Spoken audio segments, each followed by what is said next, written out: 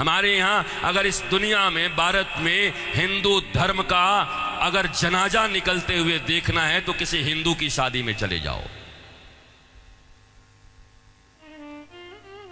शास्त्र कहता है सूर्यास्त के बाद वेद के मंत्र पढ़े नहीं जा सकते।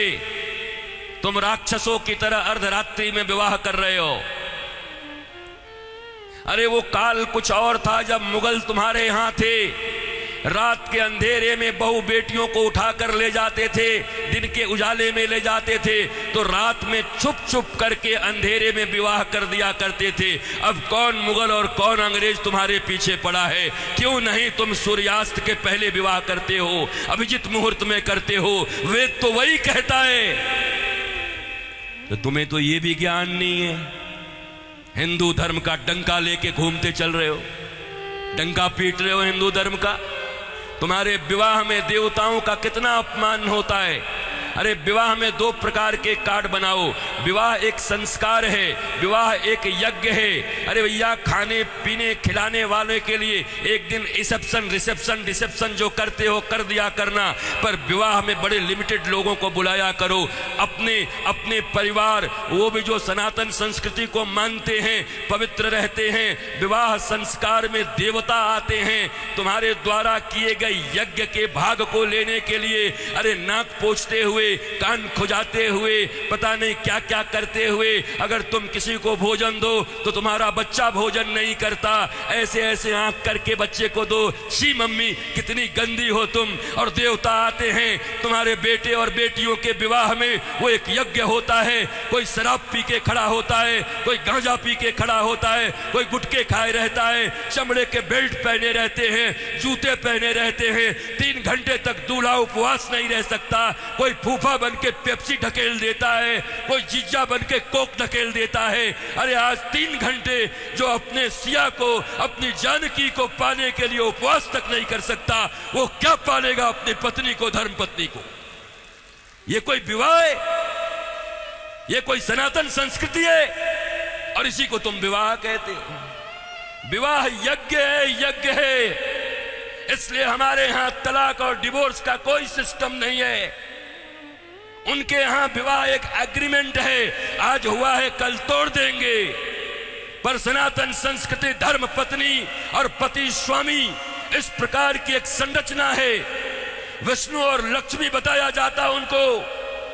तुम कौन से विवाह कर रहे हो?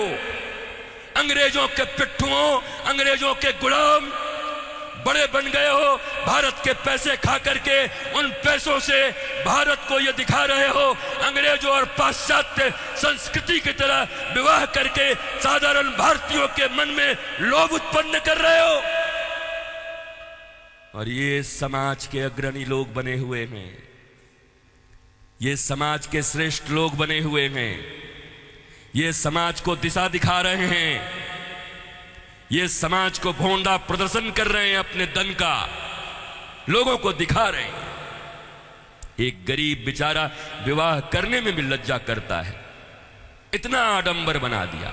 विवाह एक यज्ञ है, बड़ा पवित्र यज्ञ है, सुंदर यज्ञ है, वेदियां बनती हैं। हमारे यहां दूल्हे दुल्हन, उनके वस्त्र कैसे होते थे? देखो आज के 50 साल पहले ही देखो ना, 50 साल पहले के फिल्म देख लो बॉलीवुड में, तो समझ जाओगे कैसे वस्त्र पहन करके विवाह करता हमारे यहाँ पर। क्योंकि बॉलीवुड भी या सिनेमा भी समाज का दर्पण होता है। और अब बदले हुए बॉलीवुड को देख लो कि अब कैसे विवाह करते हो। हमारे विवाह में हमारे वस्त्र, हमारे परिधान, फिर लेन देन इतना तो बनता है। 5 साड़ी तो बनती है, 21 साड़ी लगेगी ननद की। अरे कौन से ग्रंथ में लिखा है? कोई माई का लाल भारतवर्ष में किसी शास्त्र में मुझे दिखाए? कहां लिखा है ये लेन देन? तुम्हारी बुढ़िया पुराण में होगा।